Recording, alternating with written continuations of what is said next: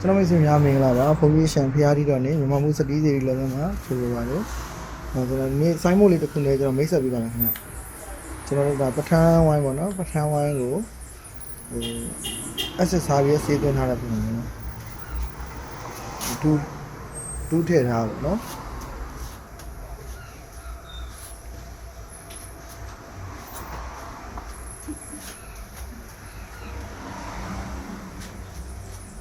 အမြင့်သုံးဘေးအရှိအလျာဆက်ရပေရှိတဲ့ဆိုင်းဘုတ်လေးပေါ့နော်သုံးဘေးဆက်ရပေရှိတဲ့ဆိုင်းဘုတ်လေး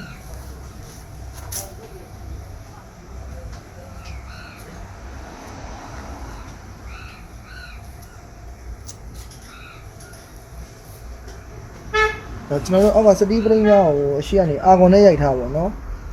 ကျွန်တော်တို့ double take ကြီးခံကတ်မယ်ဆိုရင်မြဲပါဆိုလို့ပေါ့နော်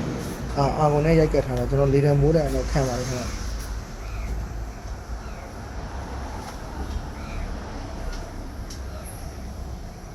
ကျွန်တော်မိတ်ဆွေတို့လည်းစတီးမြန်မာမှုနဲ့ပတ်သက်ပြီးတော့ကျွန်တော်တို့ပန်းပဲလို့ဇီလီပဲလို့ထီးပဲလို့စတီးကပီးပဲလို့ပေါ့ဟာပဲလို့ကျွန်တော်တနေရာထဲမှာ